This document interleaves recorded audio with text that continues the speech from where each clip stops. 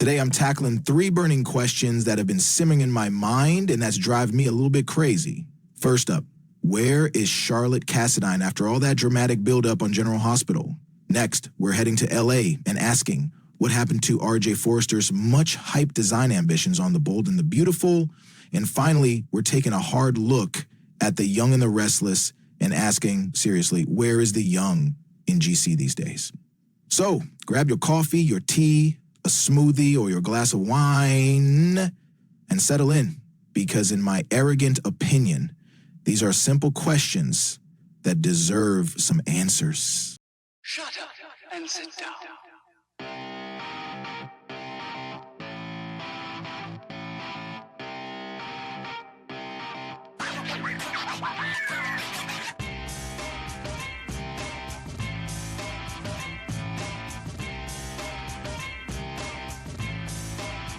Welcome to In My Arrogant Opinion. This is a video playlist from West Harris where our ideas, thoughts, reviews, and unsolicited opinions about daytime soaps and other shows are shared. Of course, this is all for entertainment purposes. We've been watching daytime and primetime soaps since the 1900s, so you can trust us. Welcome to In My Arrogant Opinion, where I say what every soap fan is thinking, sometimes before you even realize you're thinking it. Okay, let's start off with an easy one. I call it the case of a located now missing Cassadine. If you've been watching General Hospital this year, you know that Charlotte Cassadine was at the center of some major drama. Valentine, her father, was up to his neck in trouble with the pikemen group, and Charlotte was caught in the crossfire. Her mother, Lulu, was in a coma for, 4 years, right? But when Lulu finally woke up, the show made a huge deal about her desperate need to reunite with Charlotte. Understandable as a mother, but I remember when Dante told her she was being selfish to Rocco, and I agreed. Fast forward, Anna and Jason risked their lives to bring Charlotte home. Valentine was sent to prison. Lulu was finally permanently reunited with her daughter. This was supposed to be a huge payoff, right? It happened, and then silence. No scenes of Charlotte adjusting to life with Lulu, which could actually be interesting to see. She loves her mom, but it's been 4 years. There have not even been any mentions of her by anyone else, not even a throwaway line about her being upstairs or with friends. Charlotte has completely vanished from the canvas. This isn't the first time GH has done this. Remember how characters like Jake or Aiden Weber can go months without a mention? At least Cameron came home for a quick visit, and we know Aiden is now traveling with Lucky, but this time it's especially glaring because of all the buildup and the fact that we see Rocco and Jake. In my arrogant opinion, if you're going to spend months making Charlotte the center of Lulu's world, at least give us a scene or two of them together. Otherwise, what was the point? And let's talk about the Quartermain Mansion for a second. After Sam's death, we saw Dante, Jason, Scout, and her brothers all living under one roof, which led to some genuinely fun and dramatic scenes. Eavesdropping, awkward family moments, the works. Now the house is still crowded, but the spark is gone. Everyone's just there. It's a reminder of how quickly soaps can shift focus and leave promising stories behind. Now for The Bold and the Beautiful's RJ Forrester. Remember the big return?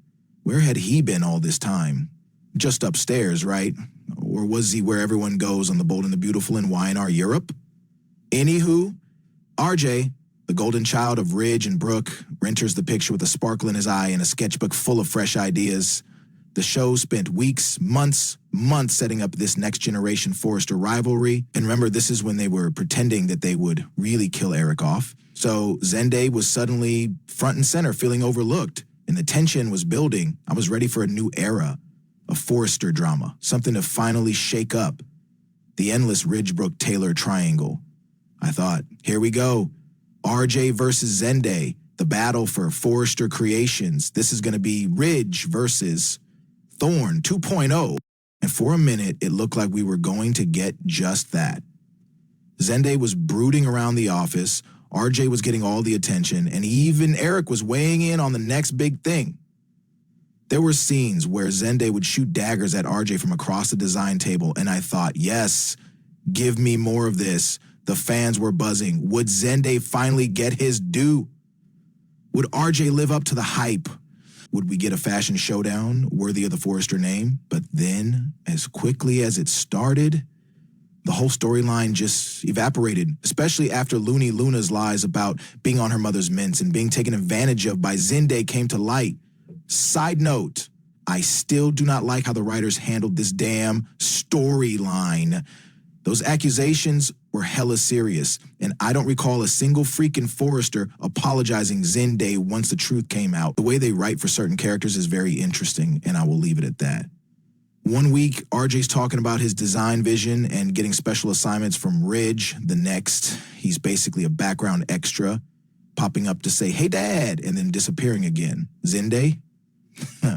He's been relegated to the occasional scene where he looks mildly annoyed, but otherwise, he's missing, especially with Daphne leaving. Now, in my arrogant opinion, this is a classic case of soap opera bait and switch. The writers dangled this juicy rivalry, got us all invested, and then, poof, moved on to the next shiny object. Maybe they got cold feet. The RJ and Zende characters both have legacy potential. Maybe they decided the audience wasn't responding, or maybe, just maybe, they wanted to invest in Will Spencer, played by the son of Joshua Morrow, YNR's Nick Newman. RJ and Will are virtually the same character, Logan's sisters as mothers, rich and powerful fathers, and very similar personalities. Now, with the news that Lisa Yamada, who plays Luna, is leaving the show, what's left for Will and Elektra to do beside worry about Remy? Maybe this is where Zende goes in, Forrester versus Spencer. In my arrogant opinion, pit Zende against Will. Forrest Will should be working with his dad, not at Forrester in any capacity. Make Elektra grow closer to Zende because of work, but it's strictly platonic at first. And Will becomes jealous, and his father, Dollar Bill, reminds him he's a Spencer, and Spencer, men go after what they want. And Will starts trying to convince his mom and aunt not invest time, finances, and press into Zende's projects. When this doesn't work and Elektra, Will gets her fired from Forrester and offers her a job at his dad's company. When she's gone, Zende realizes it was more than platonic and that he wants her. And here is where the explicit battling for her affections come out between the two. I have a wild spin on the classic soap storyline. Instead of female character trying to win a male character with her secretly or purposefully getting pregnant, what if Will acted more like his TV dad's character, Bill, than his real dad's TV character, Nick, and purposely try to get Elektra pregnant to keep her away from Zende? Fresh take on a classic storyline, in my arrogant opinion. If they're not going to have RJ versus Zende vying for their place in the family business, I say let him battle Will for Elektra because I'm too old for Taylor and Brooke fighting over Faithless Ridge. Before I move on, let's take a quick poll. Drop a comment below if you actually remember the last time Zende had a storyline that lasted more than 2 weeks. I'll wait. This brings me to my final rant. Question. Where is the young in The Young and the Restless? Maybe they should call the show The Middle-Aged and Business. That's all they talk about and feature now. This is not HBO, and this is not Succession. I love that show, by the way. Seriously, it's summertime in Genoa City. Where is Lucy, Faith, Connor, Johnny, and Katie? Everybody but Lucy all supposedly live on the Newman Ranch, but we haven't seen them since I do not know when. Let's talk about these so-called young adults. Kyle, Summer, who's off screen, Mariah, Tessa, Devon, Abby. They've all been aged up socially. The writers saddled them with kids and mortgages, turning them into boring 30-somethings. Yes, marriage and parenthood can mature a person, but please don't use Phyllis Summers as your counter-argument. She's the exception, not the rule. I love Michelle Stafford. I even remember as Joanna Hadley from Pacific Palisades. I just hate the way they are writing her these days. Question, where are the college storylines, the spoiled, entitled rich kid stories versus the working class kid stories? Where are the young corporate playboys and playgirls who scheme by day and party at night? When Audra Charles was first introduced, she was that girl, but pairing her with Nate snuffed out her fire. Sally Spectra, same thing. Maybe it's time to bring back Theo Vanderway, Kyle's cousin and former partner and nemesis. Rumor has it that Kyle and Theo tore up New York City, and that's how he started his affair with Tara Locke. That produced a secret child. Tara needs to get out of prison. return with Aristotle and demand Harrison back. Bring Summer back from Italy with a new attitude or her old personality, a hot Italian boyfriend, and zero interest in full-time parenting Harrison. Make her the new Dina Mergeron, jet-setting, unpredictable, scandalous, and with hot affairs galore. What if Summer returned with Theo and they were in the hottest, most contemptuous, toxic relationship ever? That would be so much fun to watch. In my arrogant opinion, turning Summer into a spoiled brat again would do wonders for the 30-something crowd, especially if they are not going to age up the Newman grandkids for some high school drama. Do you all remember the Nick and Sharon teen storylines? Nick the golden boy, Sharon the outsider, star-crossed love, secrets, heartbreak. Or Lily and Daniel sneaking around, getting into trouble. Or Billy versus JT and Mac and the Brittany and Raul stories. Those were the days. The show had energy, romance, and yes, a little bit of reckless fun. That's what's missing now. So, in my arrogant opinion, it's time to bring the young back to The Young and the Restless. If you agree, be sure to give this video a thumbs up. If you disagree, be sure to give this video a thumbs up. Writers, are you listening?